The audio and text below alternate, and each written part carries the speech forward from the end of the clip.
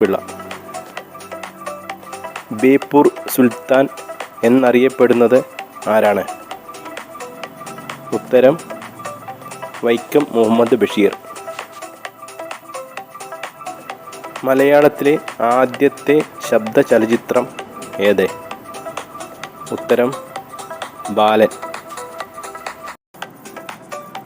കേരളത്തിൽ ഏറ്റവും കൂടുതൽ ഭാഷ സംസാരിക്കുന്ന ജില്ല ഏത്? ഉത്തരം കാസർഗോഡ്.